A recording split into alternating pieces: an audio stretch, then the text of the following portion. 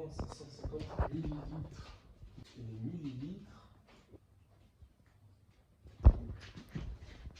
Est-ce qu'un litre d'eau ça fait un kilo? Bonjour et bienvenue dans les aventures de Fetoum. Bonjour. Bonjour à tous, vous n'êtes pas du tout dans un tuto cuisine pour faire du riz pour faire des petits maquis. Vous êtes dans les aventures de Fetoum. On va vous expliquer tout ce qui s'est passé ces derniers temps. Depuis bien longtemps. Vous donner quelques petites nouvelles de ce qui se passe très bientôt. Bientôt arrive en fin d'année la grosse tombola de Noël de Fetoum. Tada! La grande tombola de Noël de Fetoum, c'est une façon pour nous de se faire financer le reste du projet. La post-production. La post-production. On arrive à la fin du montage. Le montage est terminé. Tada! Il va nous falloir sortir encore du financement pour tout ce qui est l'étalonnage, l'habillage sonore, le doublage des acteurs, et donc tout ça, ça représente de la nourriture, des défraiements d'essence, Du matériel à louer. ce genre de choses. Pour essayer d'obtenir ça, on vous propose cette grande tombola de Noël, où vous pouvez du coup acheter des petits tickets à partir de maintenant et jusqu'à... Putain, c'est quand? Cette grande tombola du coup qui aura lieu le 13 janvier à partir de 18h. où vous pourrez nous retrouver en live sur Instagram et Facebook si tout se passe bien. Du coup, on va pouvoir découvrir qui c'est qui a gagné. Et vous pouvez donc acheter tous vos tickets de tombola, qui a le lien dans la description. Toutes les personnes qui sont déjà donateurs et donatrices, vous pouvez faire très attention à vos mails, qui vous a apporté du nouveau et avec une petite surprise dedans. Si on a pris autant de temps, c'est parce que de nos deux côtés, on a plein de projets perso, notamment Yolin qui lui, avec son collectif, du coup, a enfin pu avancer et faire ce qu'ils avaient envie de faire. Petit à petit, ils avancent, ce qui est super. D'ailleurs, vous pouvez le voir par-ci par-là, s'amuser gaiement vers chez lui. On est en train d'acheter une maison. Et moi, de mon côté, j'ai été pris à un concours, au concours de l'ENSAV, et aussi j'ai trouvé un travail au Théâtre de la Cité, où vous pouvez venir me voir si vous venez au théâtre quelques fois par-ci par-là. Mais surtout, ce qui a fait que le montage a pris autant de temps, c'est tout simplement parce que mon ordinateur a planté, mon ordinateur a craché, celui sur lequel on montait tout Fetoum. Et donc ça m'a pris beaucoup de temps pour changer la carte mère, enlever un disque dur et tutti quanti.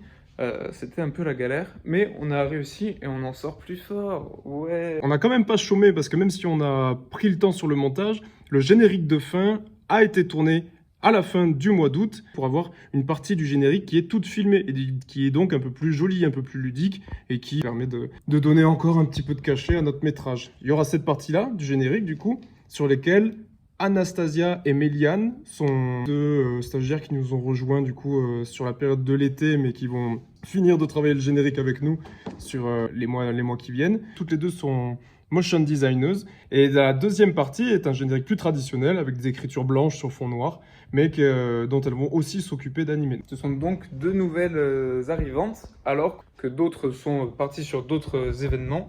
On a notamment plein de jeunes à peu près de mon âge qui sont partis de Toulouse pour aller notamment sur Paris. Donc merci beaucoup de votre investissement sur le projet Fetoum. Bonne continuation dans tout ce que vous faites. Donc je pense évidemment à nos deux chers prods, Marie, Maxime, mais à plein d'autres personnes plutôt jeunes qui prennent leur envol dans le monde de l'audiovisuel ou pas d'ailleurs.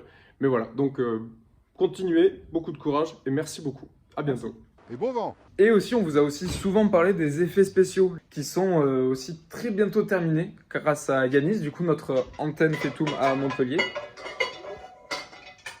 Donc Yanis, on te laisse la parole pour parler du coup de ces fameux effets spéciaux.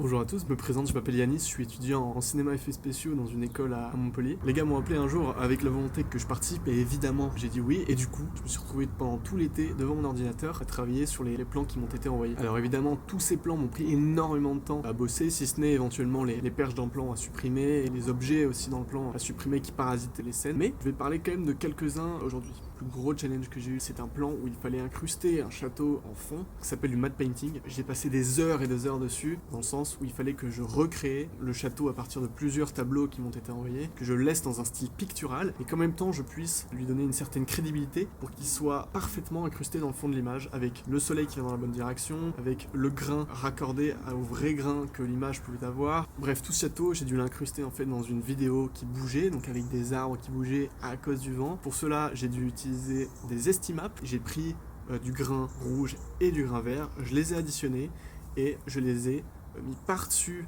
un arbre par exemple, et en fait avec un effet spécial et en animant le tout, on arrive à avoir cette déformation qui est à l'échelle à laquelle je la fais plutôt convaincante et crédible. Cette map de déformation, je l'ai utilisée de manière plus automatique lors de la bataille d'épée qui se passe environ vers le milieu du film. Il fallait que je traque un bout de tissu sur les vêtements d'un des personnages qui avait pris un coup d'épée. Et donc en fait, pour faire cet effet, j'ai utilisé un processus automatique qui m'a permis de créer une map de déformation à partir de l'image que je lui ai donnée.